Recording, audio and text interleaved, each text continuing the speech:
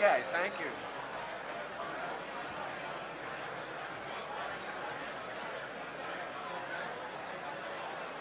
I'm impressed you can get to this as a dean. Well, you know, oops, I want to get to the other mic.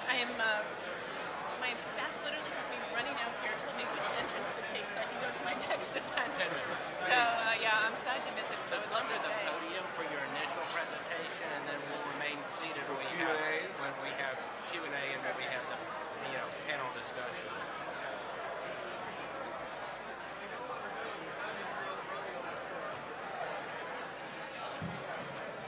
At least Washington is a place you can combine it with other matters. Exactly. Good afternoon. Could I have your attention?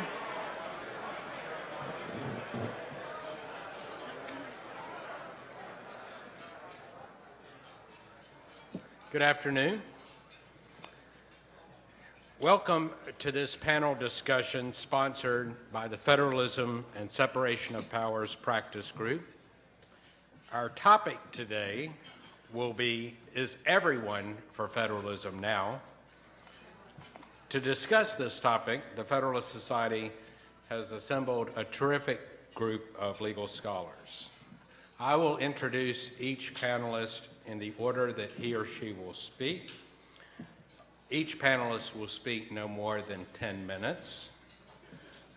I will then allow the panelists to respond to each other before I open our discussion to questions from the audience.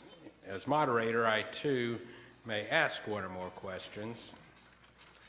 Rest assured, though, that questions should be questions. Our first speaker will be John McGinnis, the George C. Dix Professor in Constitutional Law at Northwestern University Law School. He is a winner of the Paul Bator Award, given by the Federalist Society to an outstanding law professor under the age of 40. He didn't win that award yesterday. He is an author of 2 books, Accelerating Democracy, Transforming Government Through Technology, and Originalism and the Good Constitution, which he co-authored with Professor Mike Rappaport. Our second speaker will be Heather Gherkin, Dean, and Saul and Lillian Goldman Professor of Law at Yale Law School. Dean Gherkin is a leading expert on constitutional law and election law, a founder of the Nationalist School of Federalism. Dean Gherkin's scholarship focuses on federalism, diversity, and dissent. Politico magazine named Dean Gherkin to the Politico 50, a list of idea makers in American politics. Our third speaker will be Ilya Somin, Professor of Law at George Mason University. His scholarship focuses on constitutional law, property law, and the study of popular political participation. Professor Somin is an author of 2 books, Democracy and Political Ignorance, Why Smaller Government is Smarter, and The Grasping Hand, Kelo versus City of New London and the Limits of Eminent Domain. And he is a co-author of A Conspiracy Against Obamacare, The Volokh Conspiracy, and the Healthcare Case. Our fourth speaker will be Abbe Gluck, Professor of Law and Faculty Director of the Solomon Center for Health Law and Policy at Yale Law School. She is an expert on Congress and the political process, legislation, federalism, state and local government, civil procedure, and health law. Professor Gluck is the chair of the section on legislation and the law of the political process for the Association of American Law Schools. And our final speaker will be John Eastman, the Henry Salvatori Professor of Law and Community Service and the former dean of the Chapman University Fowler School of Law. Professor Eastman teaches constitutional law, property, and legal history. He also serves as director of the Claremont Institute Center for Constitutional Jurisprudence. Please join me in welcoming Professor McGinnis as our first speaker.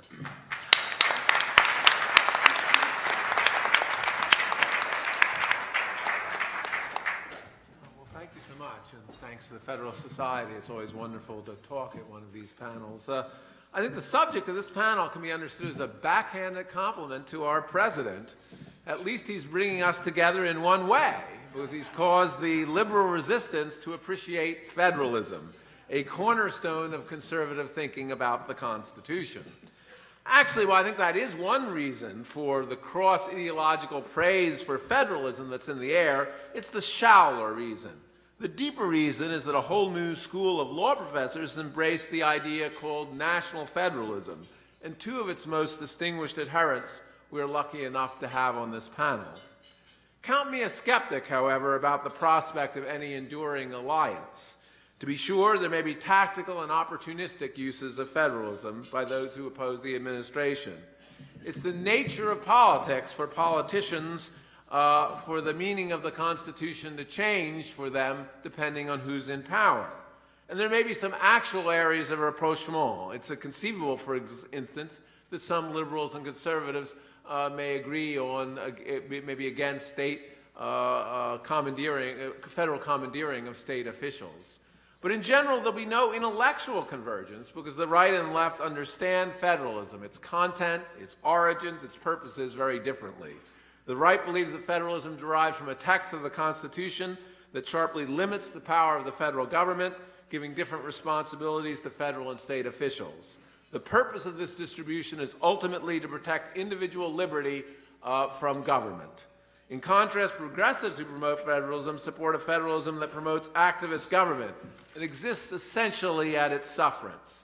As the new school of national federalism argues, federalism may indeed be useful in helping national democracy work and be an instrument of social change. But ultimately, for this school, it's not judicially protected, much if at all, against federal power. Progress may be helped along by movements in the states, but that progress becomes nationalized once sufficient progress occurs. Thus, the states may be useful to advance same-sex marriage, but nothing in national federalism prevents the federal government from forcing that policy on dissenting states in the direction of federal legislatures or federal courts. Massachusetts may experiment with an individual mandate in health care, but the limitations of the Commerce Clause create no obstacle to imposing that policy nationwide. The difference between national federalism and constitutional federalism, in fact, illustrates the essential conflict in the political vision between the left and the right. The right, what as Thomas Sowell sees, is the constrained vision. Man is an unchanging nature that's self-interested, and knowledge of how to improve the human condition is hard to come by. Accordingly, the question for constitutional design is how to harness that nature for the common good while constraining its baleful effects through government coercion. The result is enthusiasm for free markets, decentralization, and permanent limits on centralized government power. In contrast, the left's vision of politics is more unconstrained, more confident in collective action, even to the extent of improving man's nature. Let me detail how federalism is different from the right and the left's view and how it illustrates these basic conflict. For the right, the federalism is a federalism of different governmental spheres laid down in the Constitution itself. The Constitution enumerates and thereby limits the powers of the federal government, basically to provide national defense, the protection of interstate commerce, and a few other public goods that the state and local governments cannot provide. The states are thus left with very substantial powers, according to the federal Constitution, but they are forced to compete with one another in a market for governance that is intensified by a few federal constitutional guarantees, that of the free flow of goods, people, and information across state lines.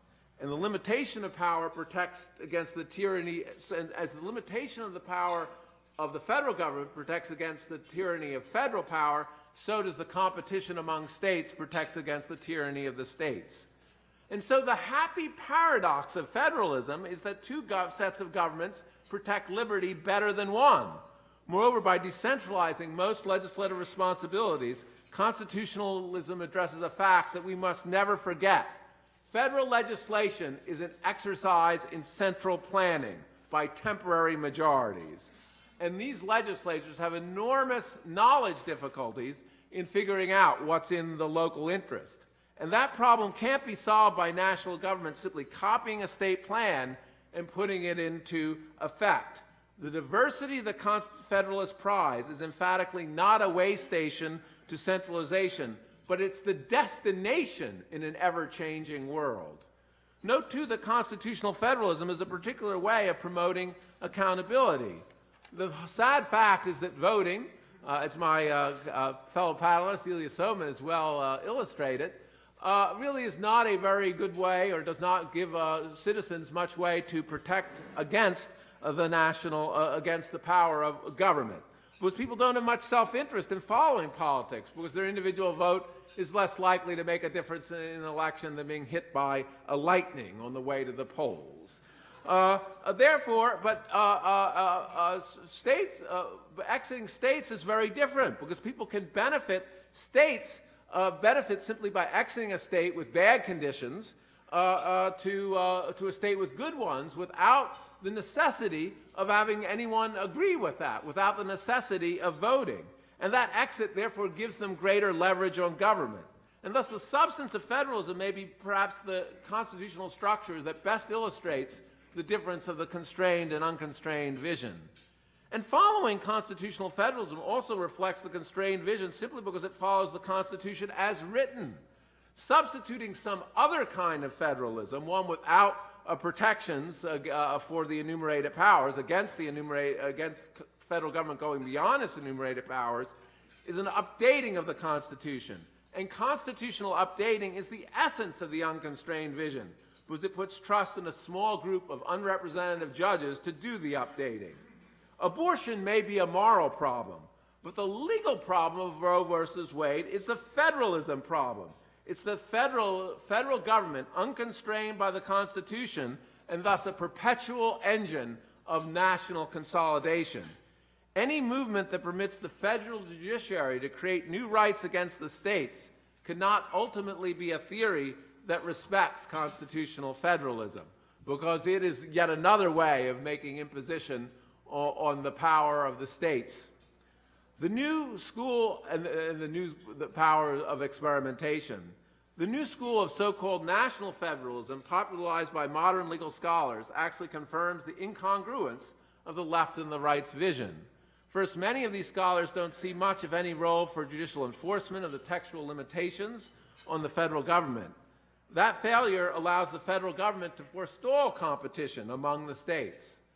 And if the paradox of constitutional federalism is that it shows how two governments can protect liberty better than one, I think national federalism, I fear, shows that the reality that without these strong constitutional constraints, two governments, of course, can create more activist government. Take, for instance, the so-called cooperative federalism, which I think is favored by many national federalists. Cooperative federalism is where the federal government either passes a regulatory framework or provides money or both, and then the states can carry out the federal program. When governments spend money for local needs, it's, I think, pretty obvious how that creates bigger government. Economists have demonstrated that one will get higher levels of spending for local projects than locals want if the money comes from a national kitty. Think of what happens to the incentives when diners get together and agree beforehand to split the check equally for a fancy dinner. And multiply that problem by, say, a few hundred billions of dollars, and you will appreciate the consequences of that kind of cooperative federalism. But even when the federal government doesn't give out money and just has a cooperative federal program, it's easier to expand the federal program when the state officials get a share of the action. And so that's the way that I think the cooperative federalism can be not a protection of liberty, but an energizer of activist government. And such programs also blur accountability prized by constitutional federalism. Who's responsible for the problems of the program? The feds who create it or the state officials who carry it out? And with less accountability, we get government growth. Thus, by all means, welcome everyone's embrace of federalism, even when it's tactical, and even when different commitments get this, and certainly when different commitments get the sound results.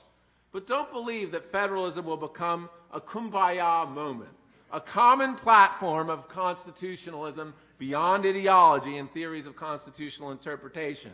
Whoever is president, the right and the left have very different theories of constitutional politics and constitutional interpretation. And federalism is, I think, an arena that powerfully captures these deep-seated and enduring conflicts. Thanks very much.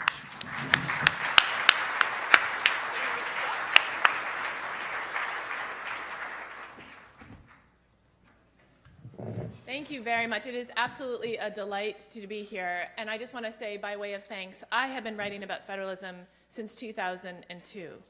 The Federalist Society has always invited me to come speak about federalism. The American Constitution Society, which I spoke to at a plenary session in the spring, has not been so attentive to the importance of federalism until quite recently.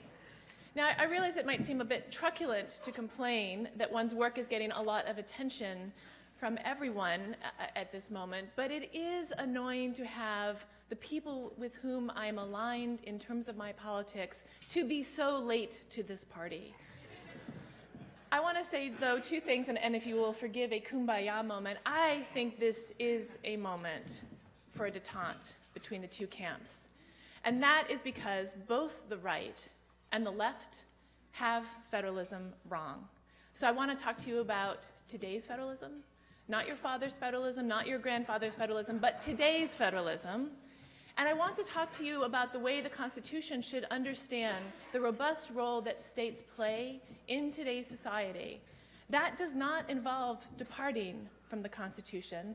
That is simply what judges have always done when they need to figure out how to apply the grand principles of the Constitution to changing realities. This is no different than figuring out how the First Amendment applies to media that involves the internet, or the Fourth Amendment applies to infrared technology or the iPhone.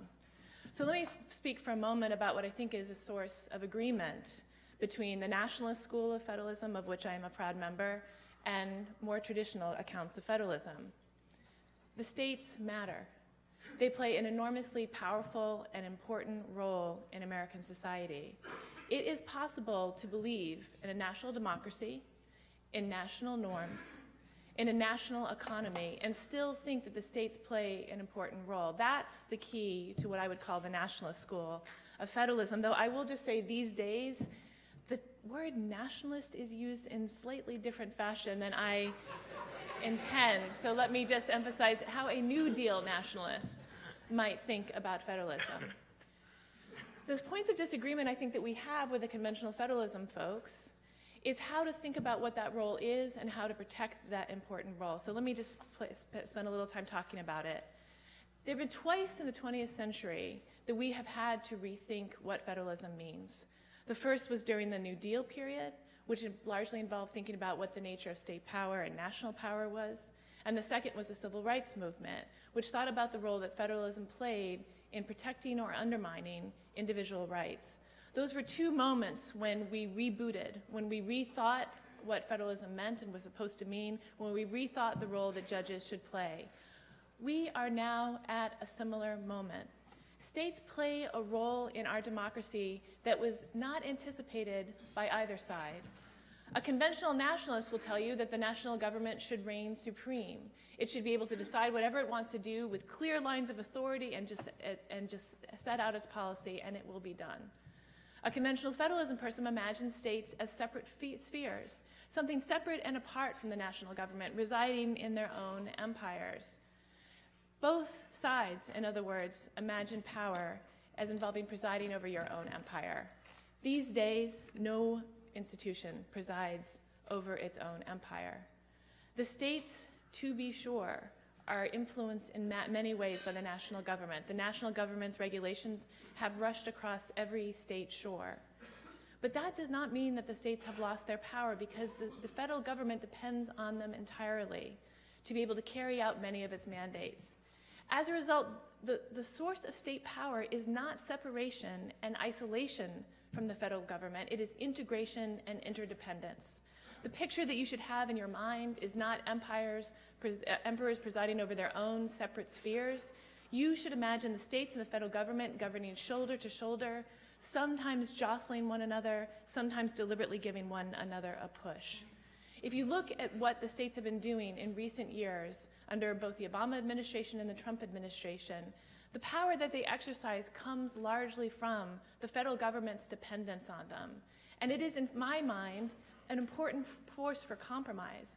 When President Obama wanted to implement national health care, he had to turn to the states to do so. He had to bargain with the states to do so. He had to reach compromises with people across the political aisle. And these days, President Trump has a Congress that is entirely on his side. He doesn't have to compromise with Democrats in Washington. But if he wants his policies to be carried out, he will have to compromise with Democrats in states and cities across the country. Again, I think that is a useful thing. States play an important role in politics also because they are part of our system, not separate and apart. The reason why same-sex marriage is now the national law of the land is because states across the country pushed the federal government to change its ways. That's the role that states play. They play a role in dissenting. They play a role in teeing up controversy for national governments. They play a role in evolving conversations. And they play a role in resistance. So I know John is not a fan of what people call cooperative federalism, but I'll just point out to you that cooperative federalism also brings with it uncooperative federalism. That's the key to understanding the role that states play. So I think that is a point that both sides ought to agree on because it is in fact the reality.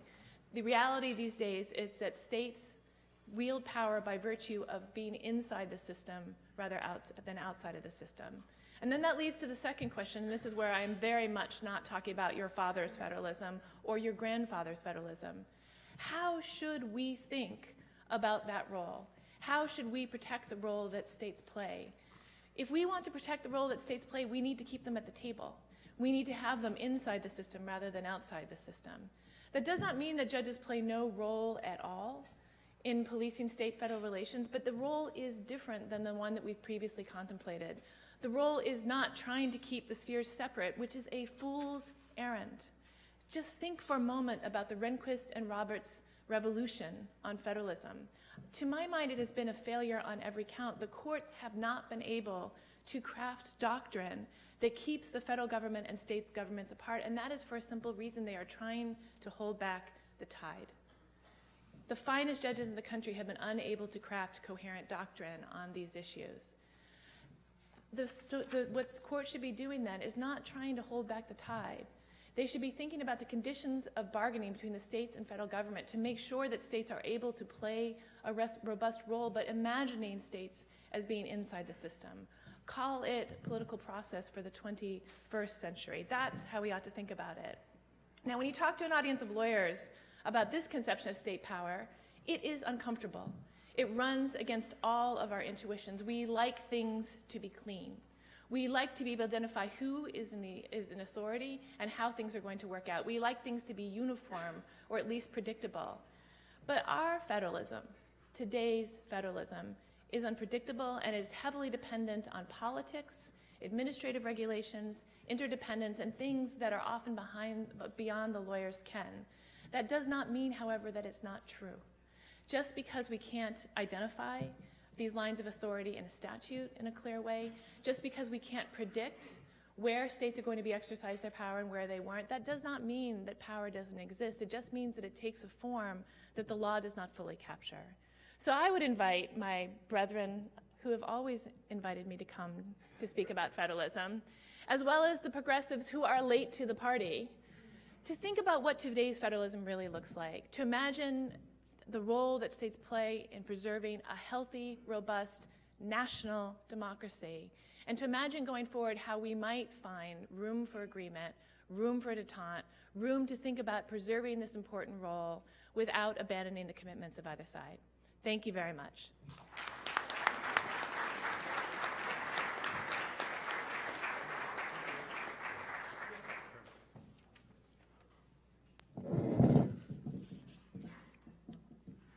I'd like to start by thanking the Federalist Society for organizing this panel and everyone for coming. The question before us is whether our, in some ways, very unfortunate political situation creates an opportunity to help make federalism great again. And I honestly don't know the answer for sure, but I think at the very least, it creates an opportunity to try.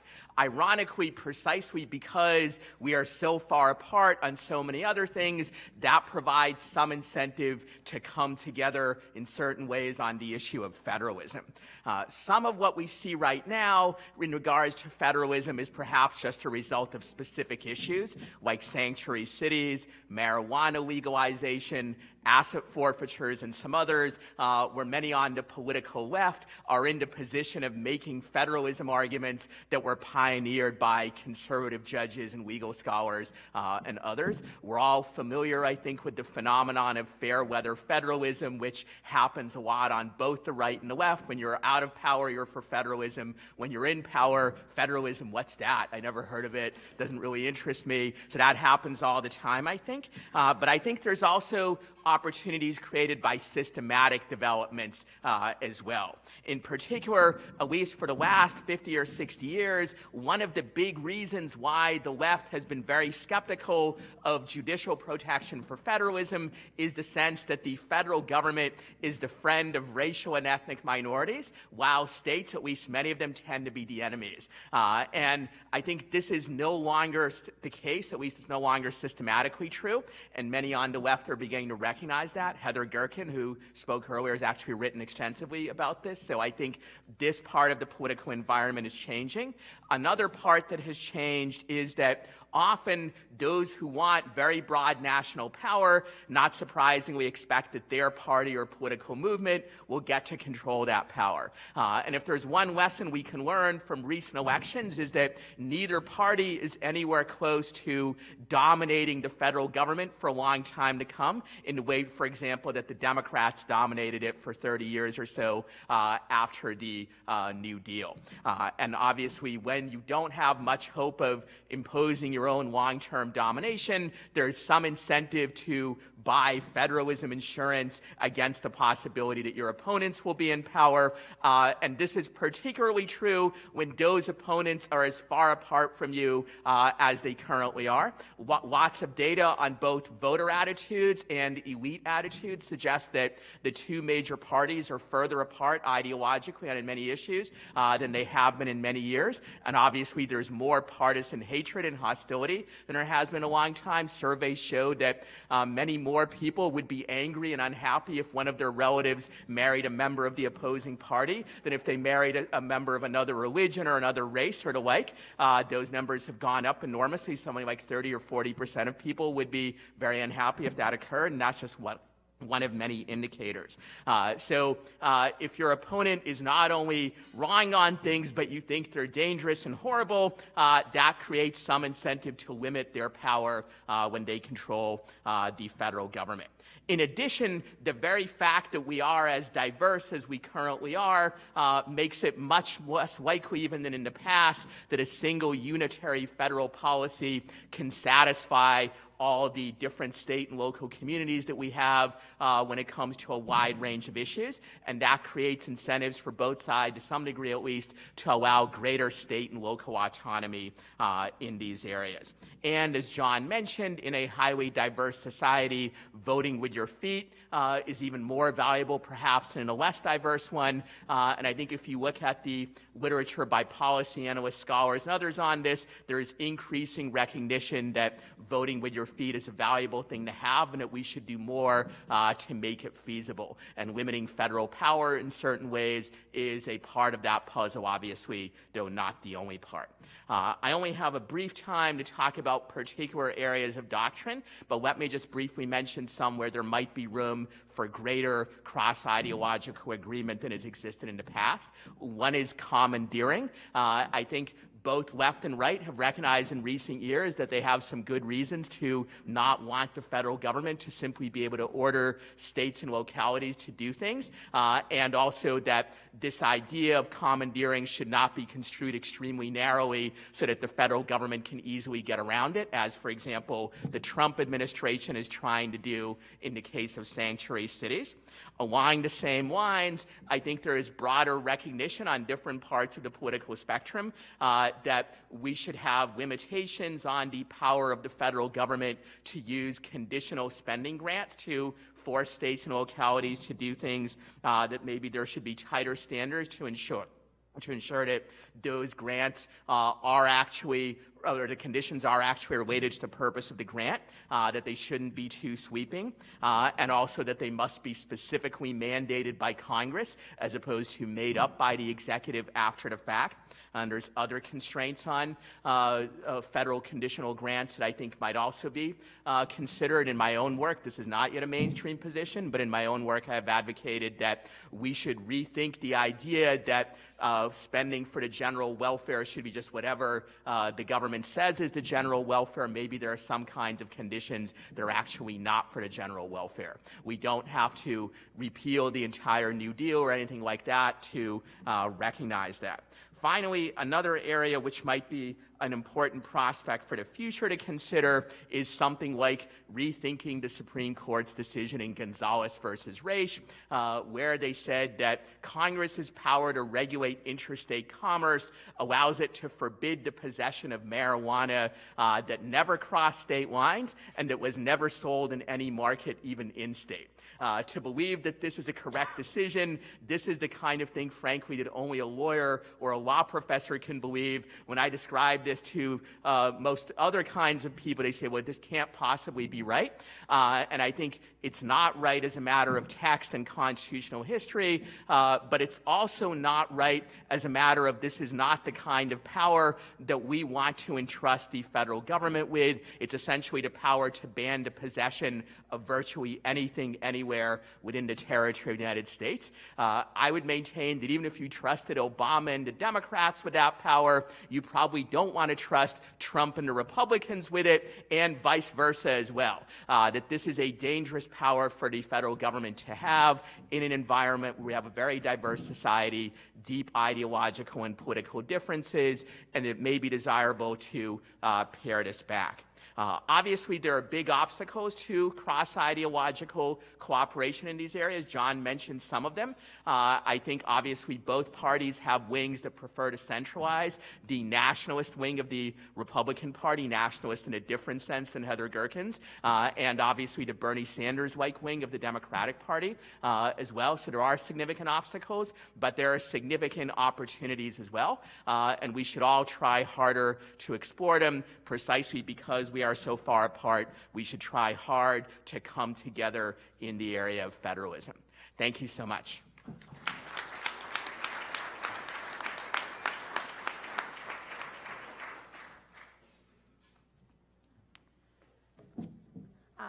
I want to thank everybody for inviting me here. It's such a privilege to be on the panel with Judge Pryor and these wonderful colleagues. I should say that I spoke here. It's my 4th time, and ACS has never invited me either. So something is going on here. So is everyone now for federalism?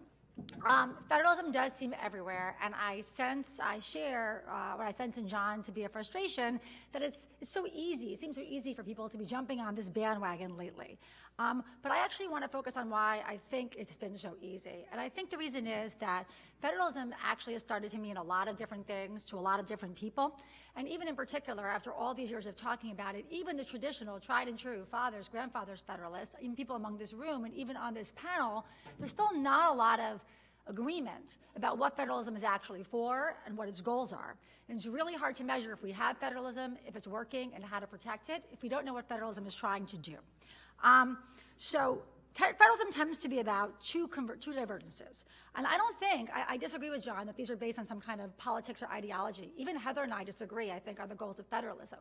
I think they're about whether you think of federalism as a structural protection, you value state policy, you value the idea of these independent structures, federalism is an end to itself, or whether you think of federalism as a means to good policy outcomes. And even within those two categories, a lot has been carved out.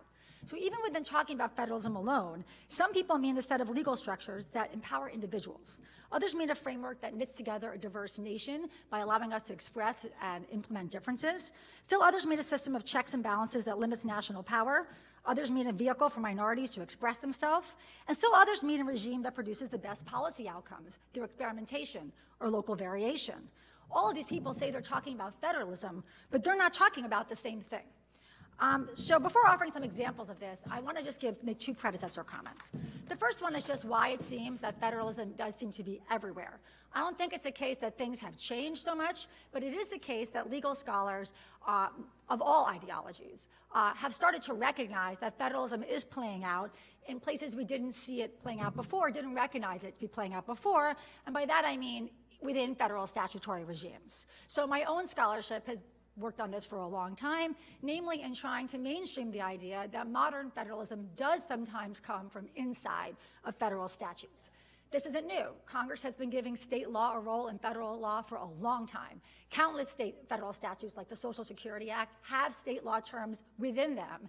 And Congress has made states the frontline implementers of federal programs for a long time. But what is new is this idea that some of the things we value in federalism can be produced through those national regimes. In other words, that federal law is not an alternative to federalism, but is an enabler of federalism.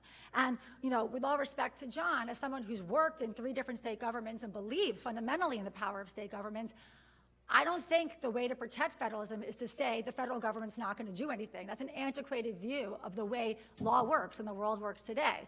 If we take the world as we have it today, we want to think about how you empower state government within the regime we have. And that's what my work has tried to do.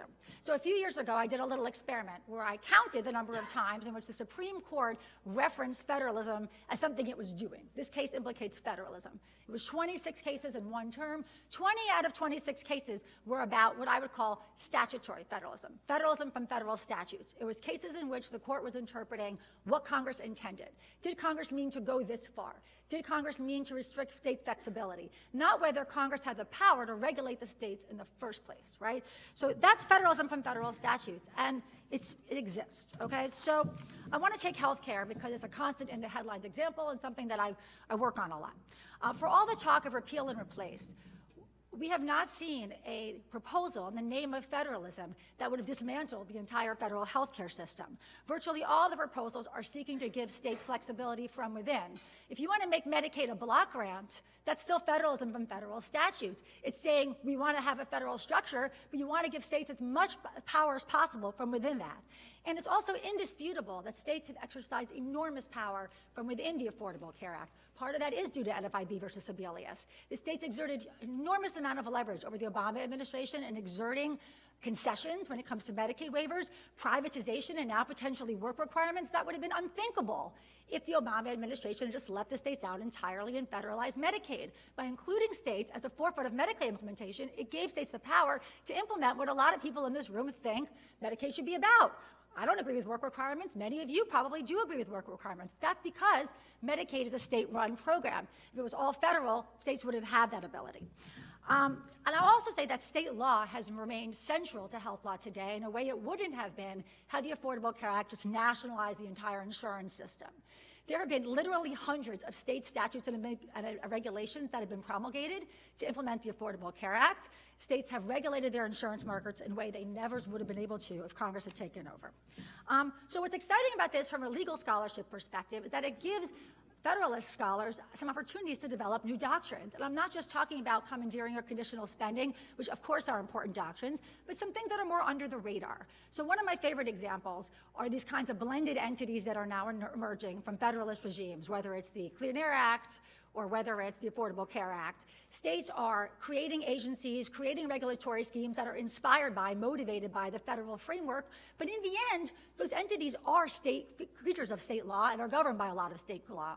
Questions are going to inevitably arise about what kind of law governs those blended entities. Is it state law? Is there federal court jurisdiction? Is there state court jurisdiction over them? And this is an opportunity for Federalists to say, even though these entities are created by federal law, they're still state entities. It's an opportunity to assert the statiness of these state regimes inside federal law. Waivers are also indisputably becoming a very important subject, right? And we could all agree that there are highly nationalist ways for the federal government to deal with waivers, administrative waivers, and highly federalist ways for the federal government to do so. Right now, there are really no legal doctrines to police the kind of leeway that federal agencies have to implement waiver programs in a federalist or nationalist way. That's another important legal opportunity. So this brings me back to my first point, which is my final point. What exactly is federalism for? There are two long-standing possible accounts about the major goals of federalism. One is the structural political values account, federalism as an end in and of itself, and the other is this policy account, federalism as a means to good policy. Under the structural account, having states as independent sovereigns creates a salutary system of checks and enables government closer to the people. I tend to associate myself with that view. On the policy account, federalism is a means to an end. Federalism leads to better policy outcomes because it encourages experimentation, because it allows for local tailoring.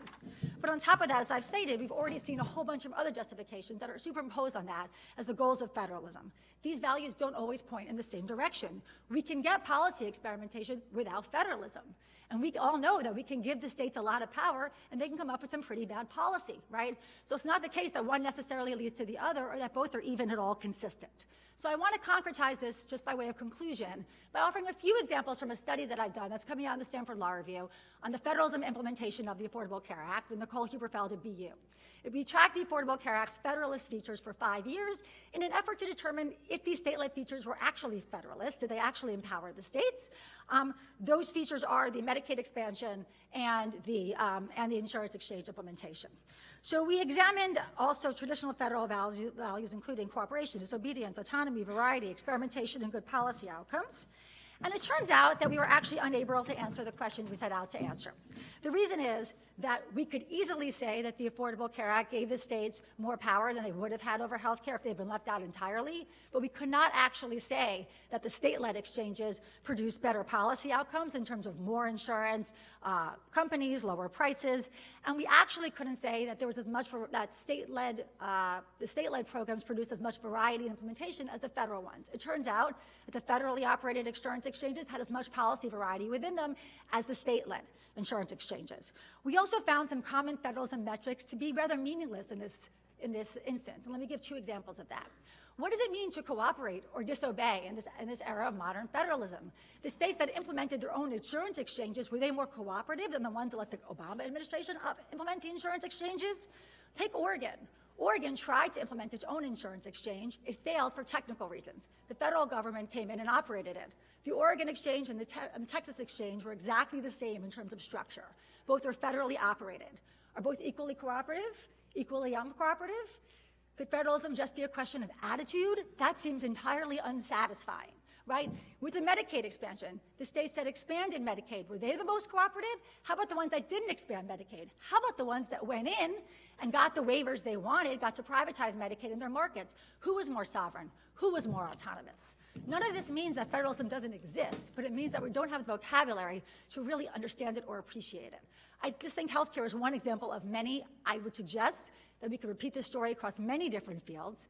And I would say that of all the people in this country to think about what federalism really should be for, as a means to itself or as a means to an end, this is the organization to actually tackle those issues. Thanks.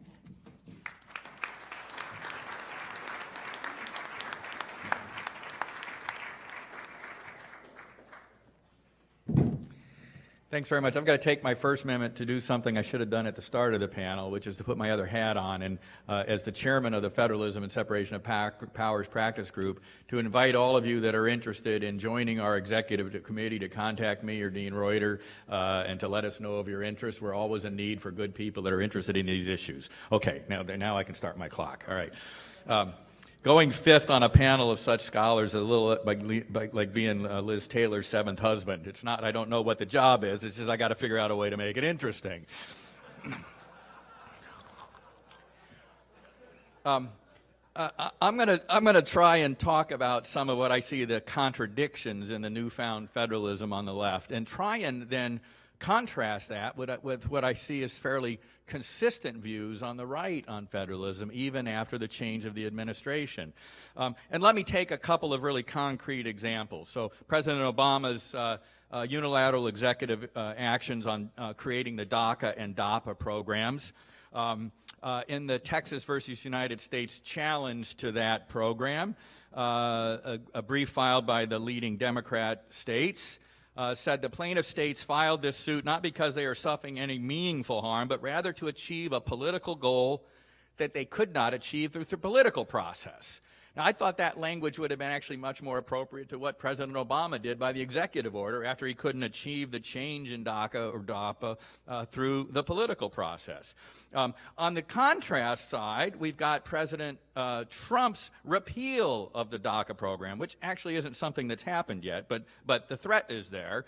And the author of the Obama-era DACA program, Janet Napolitano, is the leading suit challenging his notion to repeal this illegal DACA order.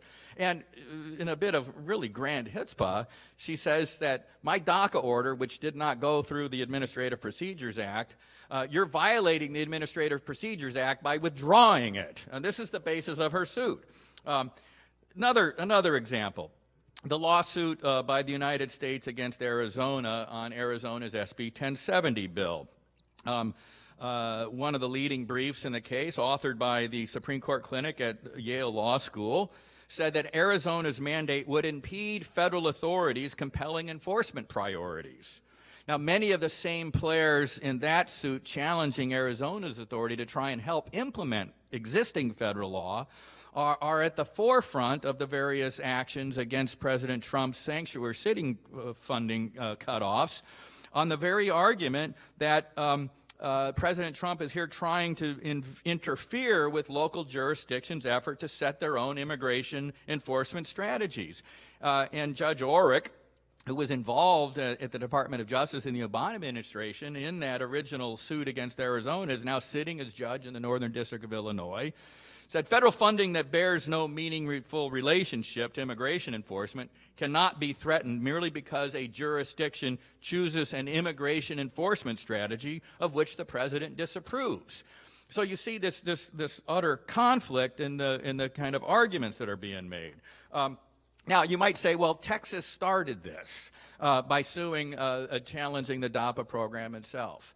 But those suits were not so much federalism suits as separation of powers suits. They were challenges to the president for unilaterally doing what the Constitution didn't give him the authority to do.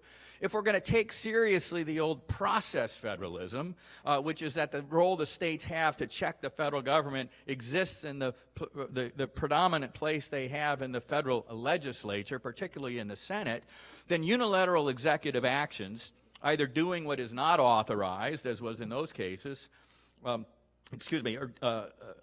doing what is not authorized, or failing to do what is required, should be challenged by the states as a way to push back at least on executive power when they're acting without any legislative support.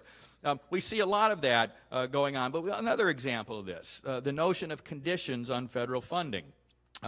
We see cross purposes, and the latest case, and I highly commend to your attention Judge Leinenweber's decision in Chicago versus Sessions out of the Northern District of Illinois back in September. Judge Leinenweber is a senior judge, was appointed by Ronald Reagan, and he strikes down the Department of Justice conditions that are imposed on the Byrne grants. That's the headline that you all saw after that decision came down. The Byrne grant, the sanctuary city restrictions are held to be illegal. But if you read the decision, it's a very carefully crafted one on where the president or the attorney general or the Department of Justice had been delegated the authority to impose conditions in a clear-cut way. And he said for the Byrne grants, it's in a particular subchapter, a particular part of a particular subchapter of a chapter that did not have a delegated authority to impose conditions. Necessarily then, the chapters that he contrasted that language with, that did include such authority, would deliberately, explicitly allow the Department of Justice to impose all sorts of conditions. folks on the left side are nevertheless challenging the ability of the federal government to impose strings on any federal funding there. And I want to contrast that with the strings that were imposed by the Obama departments, Justice Department, Education Department, on federal education funding in the transgender bathroom guidance memo. All of those strings were perfectly acceptable. And so rather than looking very carefully at what level of discretion was delegated to the executive to impose such conditions on federal funding, and leave aside for a moment which of these federal funding programs is actually constitutionally permissible or not, that would go back not just to our grandfather's federalism, but great-great-great-grandfather's federalism, I suppose. The level of inconsistency here is striking. Let me take up a couple of other comments, though, and to kind of close this out and then kind of lead into our exchange among ourselves. Dean Gherkin talks about a couple of things that I just don't think are factually accurate.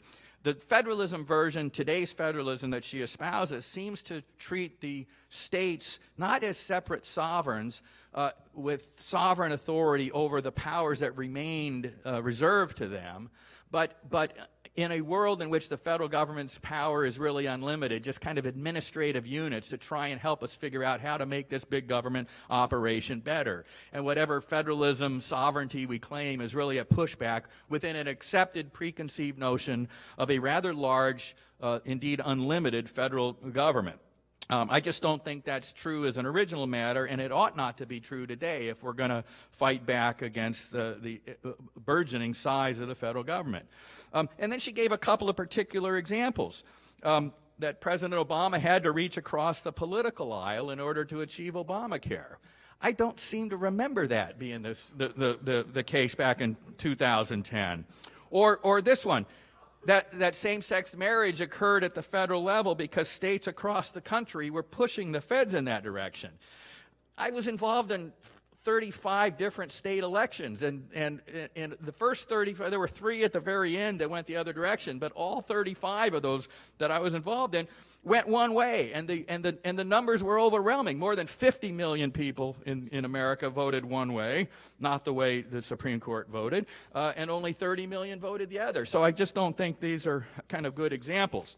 Now, let me go back to the Obamacare and the repeal and replace idea. I ran for Attorney General in California in 2010, back when the Tea Party movement was really getting rolling. Repealing Obamacare was the thing. The repeal and replace language seems to have arisen here in Washington, D.C.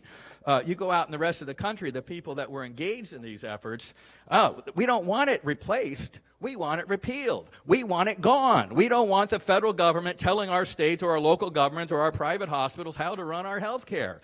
It's not replace it with some other big federal program that's going to drive this thing.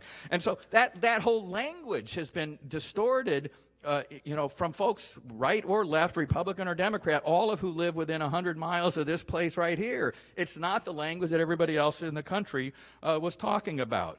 Now, let me then close this. I got 1 minute left. There are 2 kind of theoretical problems here that I think we need to address. One is the one-way ratchet problem view of today's federalism, that the federal government kind of sets standards for everybody, and the states are allowed to deviate from those standards as long as they ratchet it up more, not to reduce government more. That's a huge problem that kind of intrudes on state sovereignty.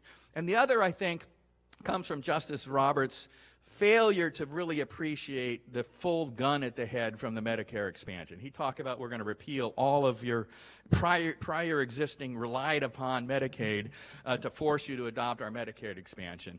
The real gun to the head problem with that Medicaid program is I'm surprised there were any states that still haven't signed on to it. If I've got the federal government's tax sucking machine coming in and pulling in all the tax revenues from states like Texas or what have you, and then taking that to Washington and then sending it out to states that agree to cooperate with the federal government, then the states that are not participating in that Medicaid expansion are having their resources drained from them to subsidize other states.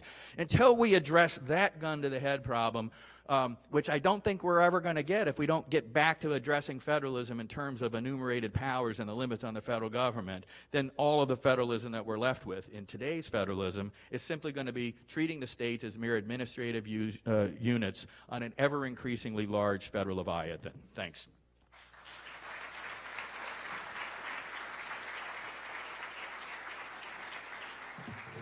Okay. At this moment, I'd ask the panelists whether there are any who kind of want to respond to anything else that they've heard from other panelists, particularly those who spoke earlier. Is there anything you'd like to say, or before we open it up to other questions? Don't rush all in at one time. Okay, so we have at least one mic on the floor, two. I see two mics. Our first question is going to come from the founder of the Federalist Society, Professor Calabresi, who, if anyone would get any leeway from the moderator about whether he's asking a question or not, would probably be Steve, but I trust him to ask a question.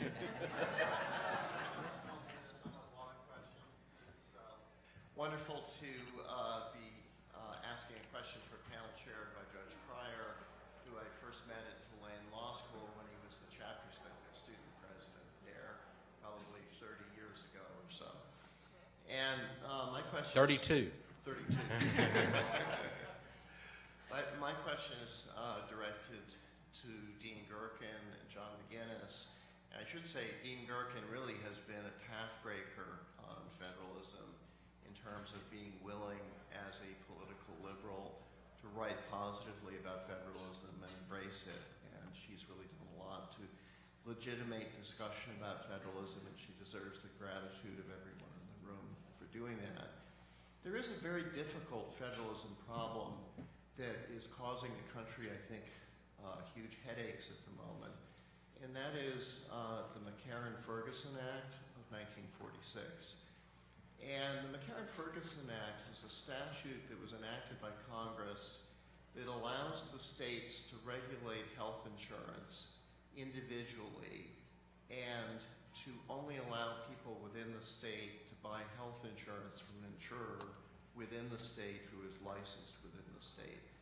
And it expressly... Not just limited to health insurance, right? All insurance. All but insurance. Particularly, I'm going to focus particularly on health insurance. Yes, it's all insurance. And in particular, the McCarran-Ferguson Act authorizes the states to regulate insurance without regard to the problems of the Dormant Commerce Clause and without regard to the antitrust laws. And the effect of the McCarran-Ferguson Act in the healthcare area is that all 50 states have their own licensed health providers. In most states, there's only a few licensed health providers, so there's an oligopoly market. In some states like Maine, there's only one healthcare provider. And companies cannot compete across state lines to provide health insurance. So as an employee of Northwestern University, I have to buy my health insurance from Blue Cross Blue Shield of Illinois, even if Blue Cross Blue Shield of Texas may have a better plan. The effect of the McCarran-Ferguson Act is to eliminate competition among the states, to limit competition, to limit commerce. The purpose of the Commerce Clause was to lift barriers to trade and commerce among the states. The McCarran-Ferguson Act uses the commerce power to create barriers. And by creating a situation where each state has only one or a few health insurers, we have a problem where the quality of health care has gone down and the cost has gone up. And one can see that if one imagines what would happen if Congress licensed the states to exclusively license grocery stores, so that you could only buy your groceries from grocery stores that were licensed in Illinois or Connecticut. Presumably quality would go down and prices would go up. So I was wondering if you have any comments on either the constitutionality of using the Commerce Clause to eliminate competition among the states, as the McCarran-Ferguson Act does, or as a policy matter on whether the McCarran-Ferguson Act ought to be repealed, at least as to health insurance and possibly as to insurance altogether, so that insurers can compete across state lines the same way that grocery stores do. Question? All right. Okay, well, certainly as a policy matter, I think it's very simple to say that the McCarran-Ferguson Act is a bad act because it interferes with a larger market, and larger markets are generally really good for people.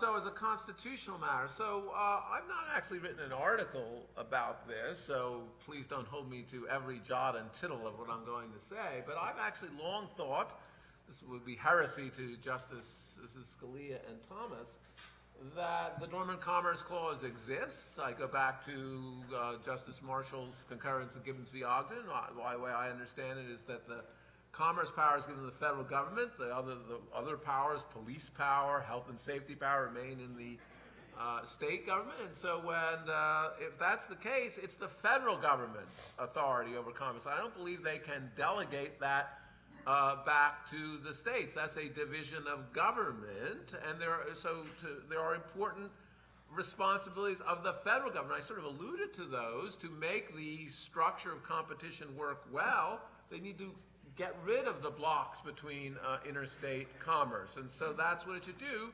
And that also serves, although that's the textual argument, to I think a very important point about federalism, that federalism is about the distribution of powers and the protection of liberty, not about state sovereignty.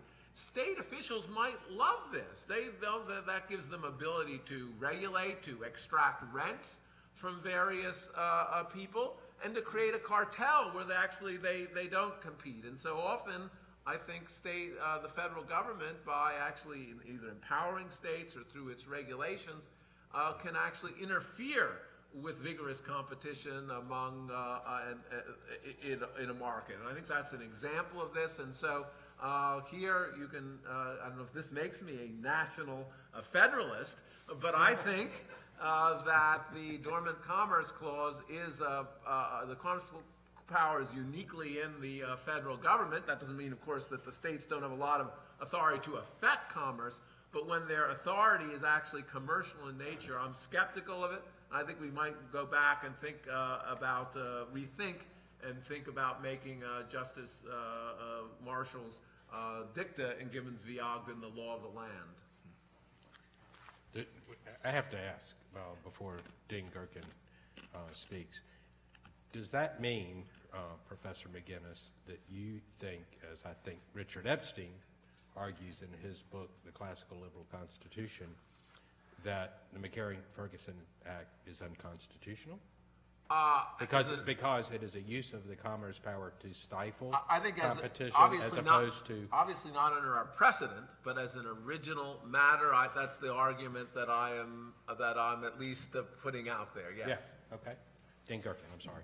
Oh, no, first, I love getting a question from Stephen Calabrese, because I'll just say for those on the left, they've admired Professor Calabrese's consistent approach, even when his commitments lead him to progressive outcomes. So there's a mutual admiration society here. It's really lovely to have you ask this question. I must confess, I was not expecting a Dormant Commerce Clause question on this panel.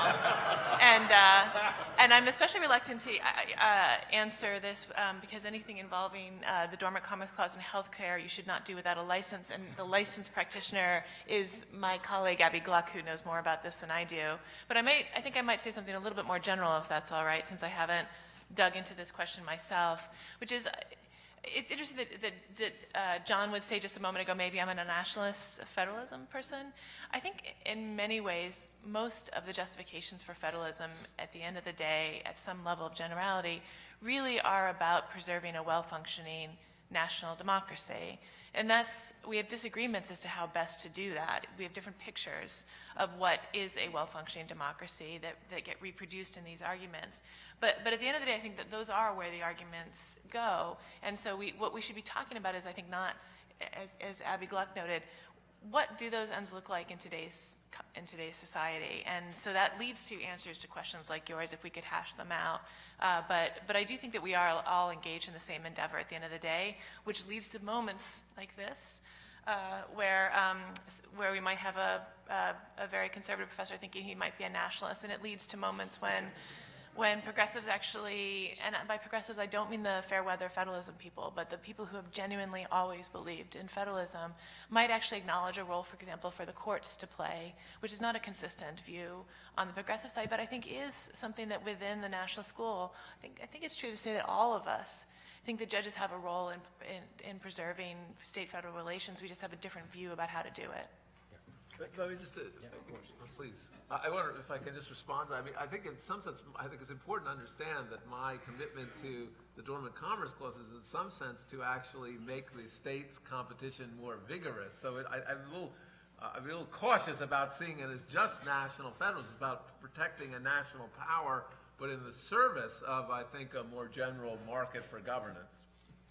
Professor Stelly. I just like to point out that if my memory does not fail me, John McGinnis actually has written about this. I know this because I was the co-author on that article. Well, wait a minute. Maybe we have a better understanding now of who really authored it.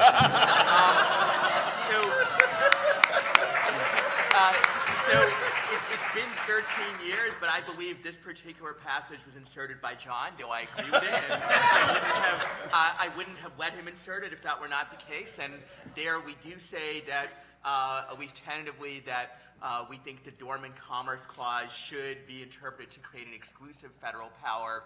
And thinking about this further, I think the problem here is not so much necessarily that it's unconstitutional to use the commerce power to suppress competition, but that it's unconstitutional to, in effect, delegate it to a state government.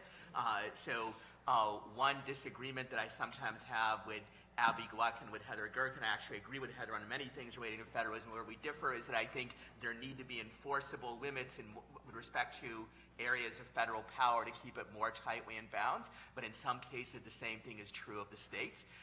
And ultimately, as the title of John's and my article, Federalism versus States' Rights, tries to emphasize, the goal of having a judicially enforceable federalism is not to benefit the states or to make state governments happy or whatnot, is to create a system where you have diversity and competition that flourish. And in some cases, state governments might not actually like that. They might prefer to have a cartel. They might prefer to impose their preferences on other states and so forth. But I don't think the goal here is to make them happy. The goal is to make all the rest of us happy. Just the last three comments show that everyone has different views of what federalism is for. But just on Steve's question, so I think the McCarran-Ferguson Act is it's a perfect example. It's my very favorite example, actually, of federalism from federal statutes, because it's a case in which the Supreme Court declares that insurance is interstate commerce and Congress can have it, and Congress then decides to give it back to the states as an interpretive presumption. So what the McCarran-Ferguson Act says is that unless Congress is explicit. So the Affordable Care Act, could surely be amended to make explicit that insurance could be repealed could be sold across state lines, and you wouldn't have to repeal the rest of the act or anything. It's just that it's Congress's way of legislating in an area in which it already has authority. But the one thing I would say about your specific example, which is also illustrative and leads me to something that I forgot to mention, which is that, there is a lot of data that shows that, ironically, states are not the best laboratories of experimentation when left alone, because states that try to regulate above normal floors can get punished by businesses that find it too expensive to operate in that state, and they can leave. So you get races to the bottom or races to the top, whichever your view of where they're racing to. And so one thing the McCarran-Ferguson does, arguably, is that it creates a framework that allows individual states to experiment with insurance policy without being punished for that experimentation. And it sort of serves this idea that sometimes this experimentation norm of federalism may need federal support. Yeah, let me. So I got to come to the defense of the Justice Thomas line on Dormant Commerce Clause, but maybe invite the Federalist Society to invite a whole panel about the subject. Having clerked for him the year that the case of Camps-Awatana, Newfound versus Harrison, Maine was decided, I was forced to do a deep dive into those issues, and I think they got it right. But let me take up the broader question. You think who got it right? I think Thomas got it right. Yeah. Boss, did you hear me? We'll see you at lunch tomorrow. But look, let me take up the question on whether the act is unconstitutional. I don't think it's unconstitutional for the grounds that have been suggested, that it impedes commerce. I think that's within Congress's power It may be a foolish exercise of policy, but that's the power given to them. I do think it's unconstitutional as an original matter because buying an insurance contract out of state is not interstate commerce. And I think the old decision that the Supreme Court had on that, I'm forgetting the name, Paul comes to mind. Maybe I'm mixing that up with Rand Paul. I don't know. But I do think that was right. Paul versus Virginia. Paul versus Virginia, yeah. And I think that was right, in which case Magnuson-Ferguson is unconstitutional on those grounds because it's not a regulation of interstate commerce and therefore not within the enumerated powers given to Congress. But it's different than saying it impedes interstate commerce and therefore is a violation. Thank you. Thank you. Question from the back. Thank you, Justice Pryor. Brian Bishop from the Stephen Hopkins Center for Civil Rights.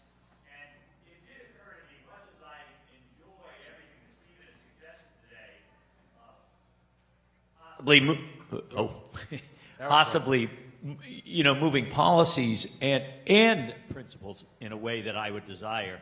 I do wonder, from Stephen's suggestion, that I thought the Dormant Commerce Clause was really premised on whether or not the state, the jurisprudence of it was really premised on whether the state was exercising its what the powers that are delegated to it, its police powers.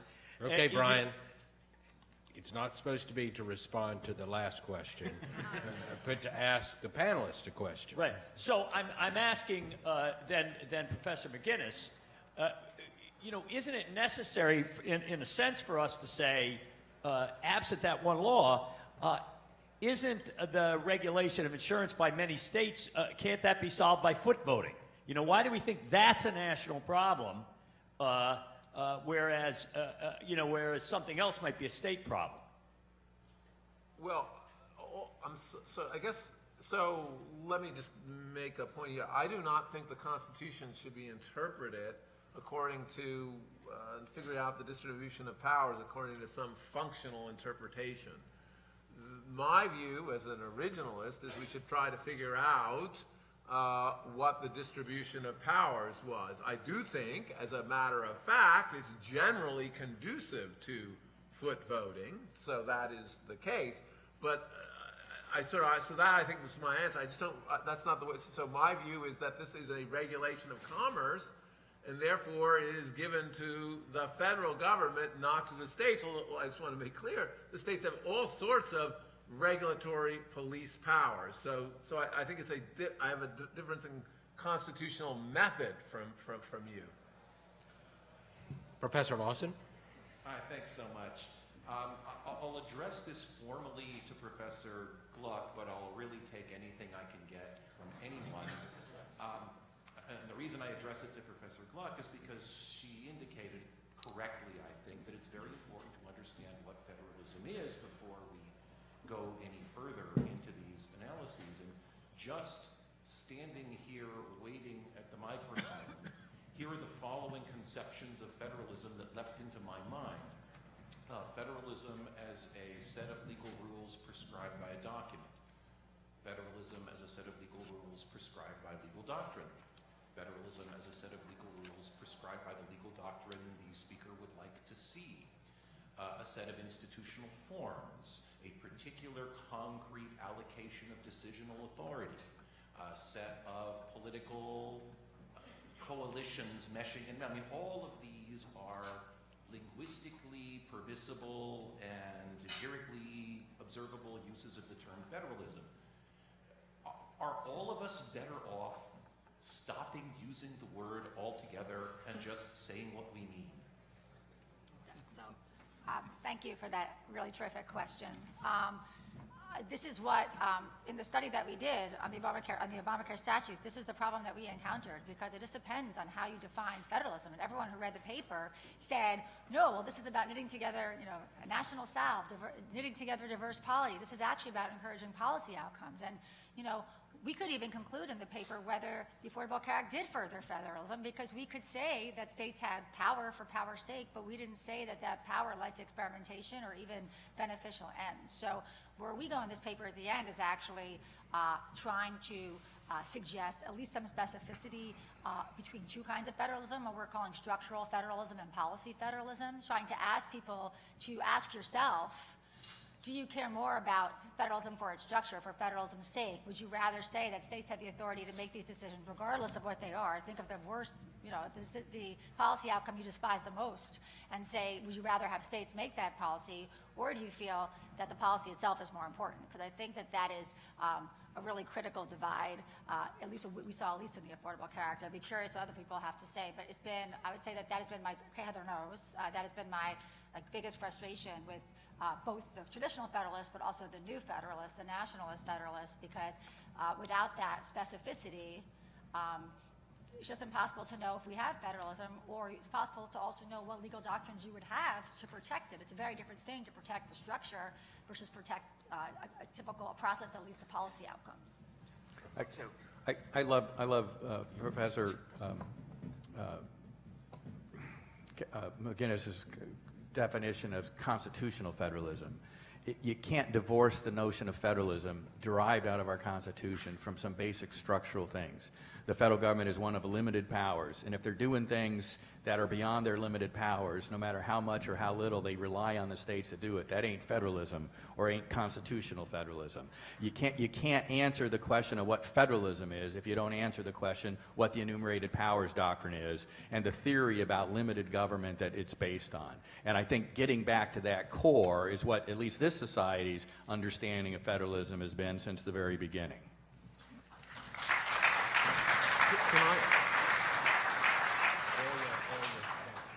So I share some of Gary Lawson's frustration about the many different uses of the word federalism. That there are academics try to compile lists of definitions of federalism. You can easily get 30 or 40 different definitions. But ultimately, I think that's not so bad, because federalism, like many other words, gets part of its definition from the context in which it's used. In that respect, it's not much different from liberty or justice or due process or separation of powers or many other concepts that we talk about all the time. So I think there are many different linguistically permissible uses of the word federalism. In my presentation, I was focusing on federalism as a set of limits on the power of the federal government that can be enforced through judicial review. And I was trying to explain how maybe there can be greater cross-ideological agreement on at least some such limits than there has been in the past. But I fully recognize that there are other definitions of the word federalism that are perfectly appropriate to use in their proper context. This is something Hayek actually warned about with terminology. Collective freedoms, justice, liberty mean different things to different kinds of regimes. John, did you have something that you wanted to say? Yes, I think it is important to understand federalism as the set of rules set down in the Constitution. Of course, I think that as an originalist, but I think there's something sort of profoundly important about that, because the alternative to that is judicial updating of the rules. And who are the ultimate deciders? The federal judiciary. And from our very earliest debates about the Constitution, Brutus warned that equitable powers in a national court will lead to national consolidation. And of course, the alternative, of course, we may have changes in society that may require changing the Constitution, and that's the constitutional amendment process. But note that the states are very much involved in the constitutional amendment process. And so I think that underscores that ultimately federalism has to be a system of rules that are laid down in the original Constitution. So I, with all due respect to the invocations of the original Constitution, you should remember that originalism always runs into a difficult problem, which is history is complicated. So I think about, for example, reading Madison's Hand, which is a wonderful book about the framers' original intent. They didn't know what they wanted to think about states. They had all kinds of ideas in the discussion what states should be. I think about Alison Lacroix's book on the post-framing generation as they deal with the question of commandeering, where the sides were basically flipped from what we see here. So I just want to remind you that we've had 2 generations of wonderful judges trying to work these things out, and they have not succeeded. And it's not, they have not failed because they don't believe in originalism. They have not failed because they don't believe in a limited federal government. They failed because they're trying to do something that is impossible. So when I teach the Commerce Clause, I teach it as a romantic tragedy about judging. That is, I actually say to the students, the judges are engaged in something that's completely noble, which is to do what the Constitution commands them to do, which is to put limits on the federal government's power. That's what the Constitution commands them to do. And they have tried to do it over and over and over and over again and never been able to create stable doctrine that couldn't be worked around almost instantly. So for every single rule that the Rehnquist and Roberts Court has placed on the federal government, there is a ready workaround. The reason is, again, they are trying to hold back the tide. So it's easy up here to say, I'm an originalist, I believe in limited and enumerated powers. I think that's an easy thing to say. But when you are a judge trying to do your job, it turns out to be really hard, which is why we have the doctrine that we do today. So I just want to, just a little modesty about recognizing that judges actually have been trying to do this for generations, and they have always run up against the dilemma of figuring out, not judicial updating, but figuring out how to take those grand principles and put them into practice. And so I just a word, just to give your judges, right?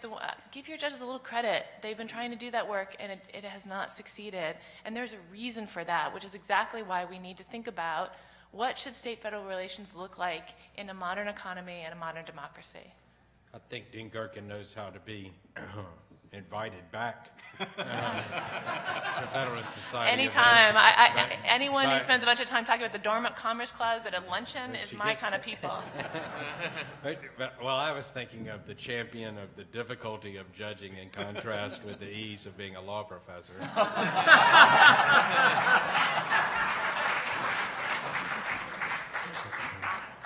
I just wanted to make a quick follow-up point, which is that I'm not sure that saying that federalism is whatever's in the Constitution, is tethered to the Constitution, actually answers Gary's question, because it doesn't actually tell us what that federalism is. It sort of tells us where you find it, but it doesn't tell us what it doesn't answer doesn't pick among the 6 categories that you laid out.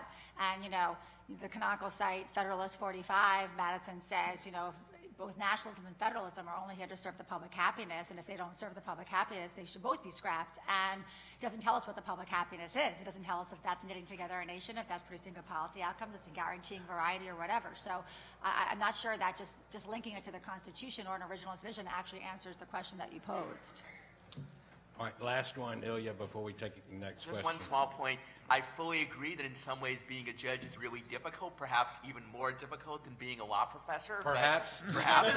Maybe definitely. I yield to Moderator at that point. But here I think Heather has actually underrated the achievements of the judges to some extent, which is that in some areas they have had enforceable limits on federalism that make a difference. Heather herself has written about the striking down of the Medicaid expansion in NFIB versus Sebelius. That made a big difference.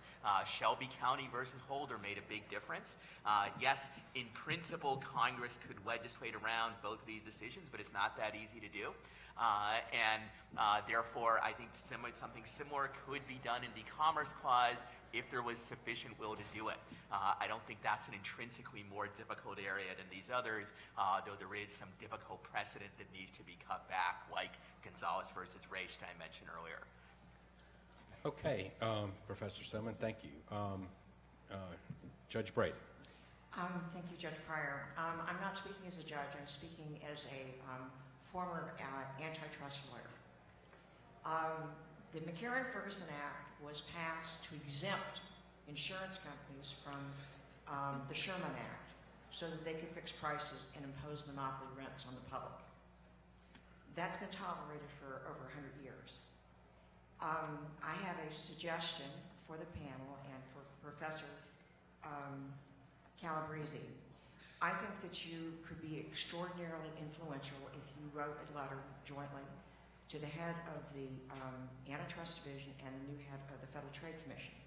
Both of those offices have bureaus or groups of economists who can put together the economic data that will support repeal of the act. There are old studies I know that were there in the 70s and early 80s when I was at both agencies. They're still someplace in a box, I'm sure, but they can pull those out and look at other think tank work, policy groups that may have been keeping this data, and produce a very powerful cost-benefit analysis that I think would support repeal of the act and would be well received by both Republicans and Democrats on the Judiciary Committee. And so that's a pragmatic suggestion from a former life. Thank you. And then if she says, what do you think about that? We've got a question. Yeah, I was waiting for the question, but at least it was short. Question from the back. I have a question about the what seemed like a particularly sanguine view from Professor McGinnis about the prospect. Can you turn that mic back on? The battery has died. Okay, is that working? Okay. I have a question about Professor McGinnis's sanguine view about the prospect of a new dawn of federalism. If I understand it, it's that there is some sort of durable ideological conflict between the right and the left on federalism. But at least in my relatively short lifetime, I've never known either the Republican Party or the Democrat Party to be particularly ideologically consistent or even coherent. So my question is, what effect will what seems to me on the ground to be a massive shift in individual opinions about whether or not people in their own states should be taking care of and regulating and spending their money in those states, or whether it should be Washington bureaucrats or committees composed of members from across the union, will have on at least the Article 1 resolution of federalism questions, and whether or not we're going to see legislation moving money, power, and influence back simply because the idea of having those decisions made in Washington is ever less popular or even rational. Okay. Well, I certainly don't expect there to be consistent views of federalism of politicians in Washington. That would certainly be sanguine, and I'm not at all suggesting that. You have to distinguish between sort of higher politics and lower politics, and look at the great shifts of history in the United States. I think there have been two contending ideas, sometimes actually in the Republican Party as well as the Democratic Party, about progressivism versus smaller and more limited government. Those are the ideals I've been talking about in my talk that I think have changed the way federalism or the provisions of the Constitution that relate to federalism have been interpreted. I don't think one can look at American history and not suggest that there's been a cross-party movement to more enthusiasm for centralized planning in the 1930s than there was in the 1890s. And that's what I'm talking about. And what I think we need to have is to go back to the commitments in the Constitution. The one thing I think would actually, and this goes to Ilya's very good point, I think there would be, people would feel that they might respect federalism because they don't do it now, because they realize that if they are out of power, the other side will just not respect it either if those commitments were in the Constitution, because then they would have greater confidence that there's a reason to do it. So I think Ilya makes a good point on that. But I want to make just the larger point. This is very different from the ordinary politics, the debate between progressivism and what I would call the idea the idea of classical liberalism. It's not captured by simply our partisan debates. Okay, we are near the end of this panel. We'll have the last question from Professor Barnett. Yeah, Heather and I co-authored a piece on federalism for the American Constitution Society, but I just want to disagree with your characterization of what the Rehnquist and Roberts courts even attempted. They never attempted to restore an enumerated powers federalism, one that lets the states have the powers left over after the federal government's enumerated powers are properly defined and enforced. At best, they attempted a this far and no farther without a limiting principles federalism in Lopez, Morrison, and NFIB. They're to be commended for that. It's better than nothing. But it just cannot be claimed, I think, accurately that they failed to, after using their best efforts, to restore an enumerated powers federalism. I don't think they tried. I don't think they wanted to try. I don't think, it wasn't that they didn't have the votes, I don't think they even had the will to do so. So I'll just say in response to Randy, I also use this when I teach the case law from the end of the 1900s to the early 20th century, and I let the students do what every law student does, which is make fun of how silly the distinctions are that the judges are drawing between a stockyard and when a good comes to a stop and when it doesn't. And after the students make fun of it and do the usual thing, I remind them that they are carrying out a judicial function, that they're doing what judges are supposed to do. They're just struggling because it's hard. And so my only point is to say that it's easy for law professors and law deans and everyone else who's not a judge to say that it's an easy thing to do to put a limit on federal power under current economic and democratic conditions. And so I quite respect the judges' efforts to do so, but I also think they've been a failure. And that, to me, is what we need to wrestle with in our constitutional tradition. Okay, please join me in thanking the panel for a terrific.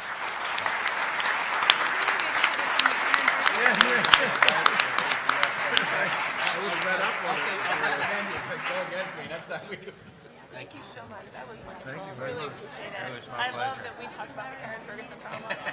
You should have told me. I didn't notice that. I didn't know anything was in I think you were wonderful. What does that mean? Do you know Christopher? No. Oh, well, he's an actor. I recommend you look him up. It's quite educating. It's very, very interesting and enjoyable to watch his speeches. Okay, thank you. Oh, yes. I recognize that one can look and say, McCarran, whether you look at it as the Congress granting the states the power of effectively saying that, but or even just staying out of the field, the issue is still when it comes to, okay, suppose that we got rid of it, then the states might say, well, to protect our citizens, yeah, fine, this insurance company can do business, but it has to have a reserve of a certain, that's a police power concern. Right, commercial deals with that in about how to figure that out. Yeah, that's what I kind of what I was getting at is. I respect. Yeah, no. But then we can have that question instead. No, I wasn't so much supporting the precedent. I said, well, even OSHA, like why? I mean, I understand they're saying it's about enabling commerce, but I don't think saying enabling it's commerce should get us OSHA or should get us. Tonight I have to go to Philadelphia to speak at a federal judicial session. I'll be at the video of my training this weekend, so I might have to cut out early. But I'll be back for the last day of this conference. Absolutely. Allison is here as well. Right there, actually. Let me just grab my bag over here.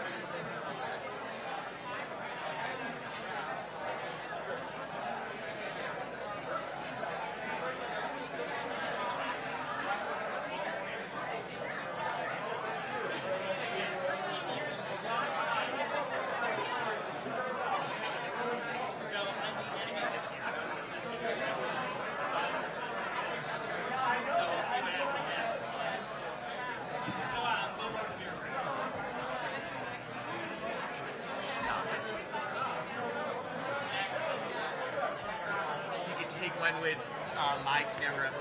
Now this would be a great tool to promote it out. Yeah. In our state. So. This could be.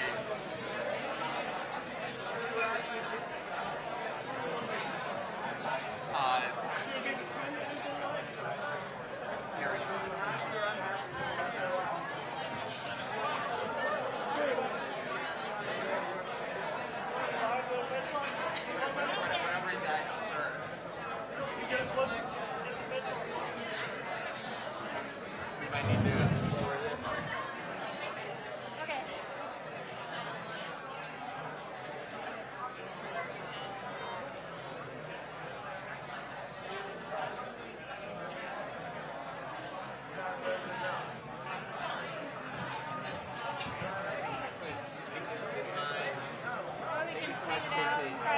Yeah,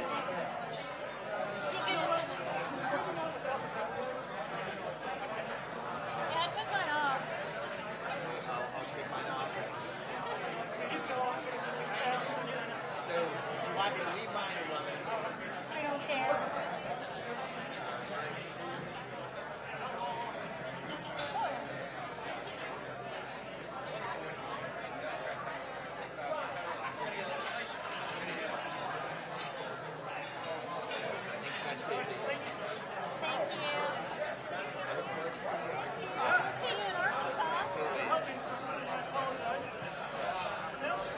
Ilya. Last name Somin. I'm from Russia originally. It's a very common name there. Not so common, obviously, in the U.S. Probably not. We look forward to it. This is great. So. Absolutely.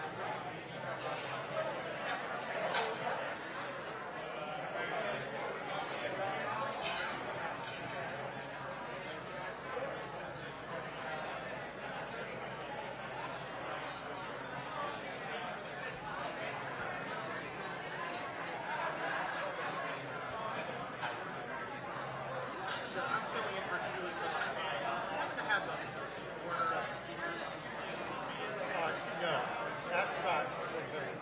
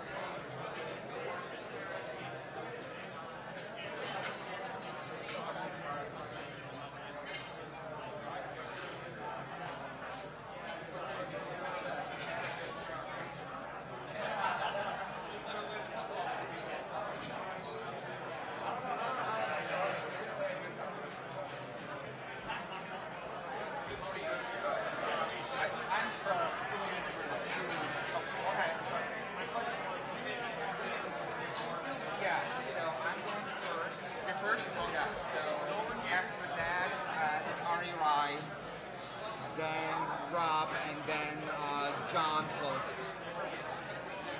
I think. Are there any classes that I should go to?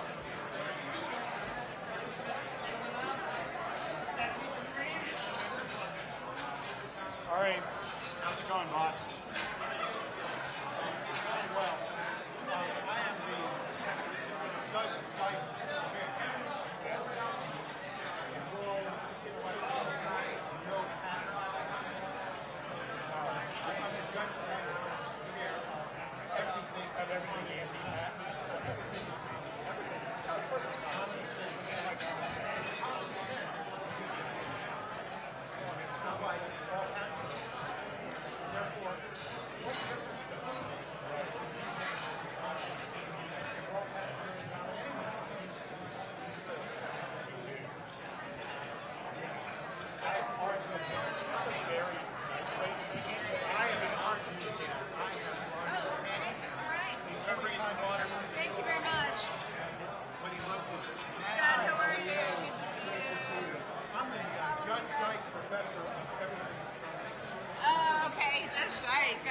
Did he recently spout off about common sense? Yeah, he wrote a.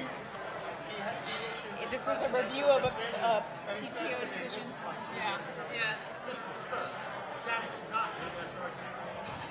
And I go. I love it when people And tell then he me goes. my best Then he argument. goes.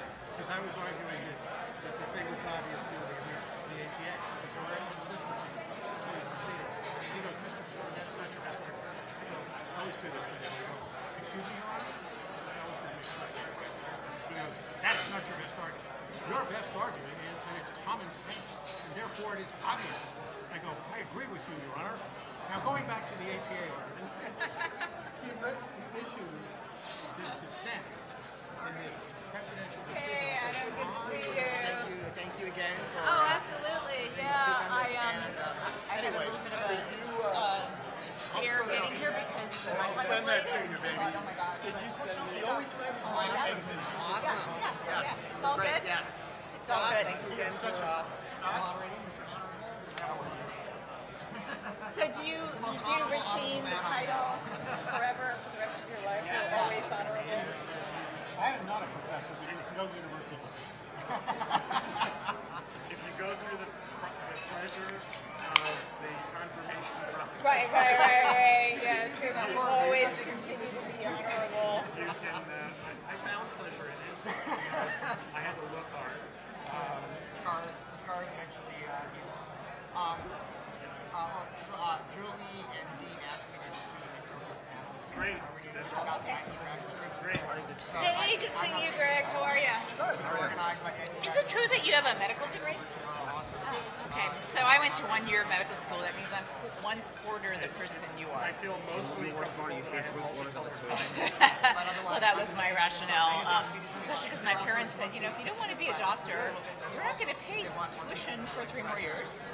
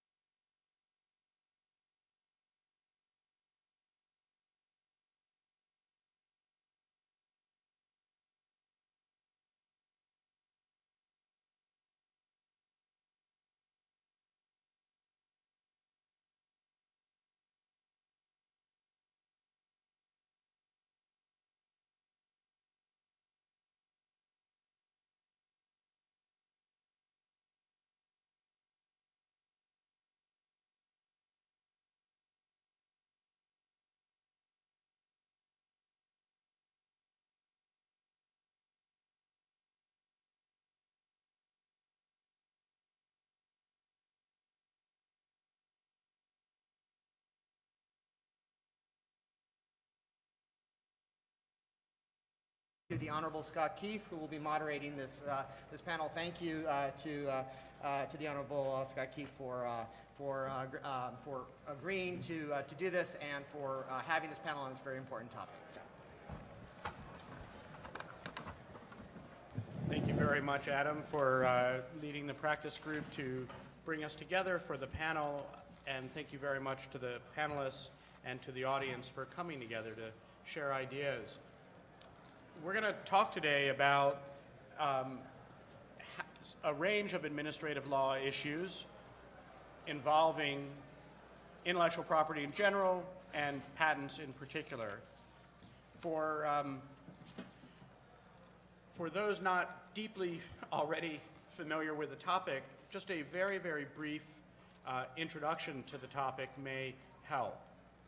If you have a client who thinks that she has invented something and you would like to help her get a patent, you have to steer her towards the Patent Office. This is an agency in the United States government, structurally located in the Department of Commerce, so answerable to the Secretary of Commerce and through the Secretary of Commerce to the President.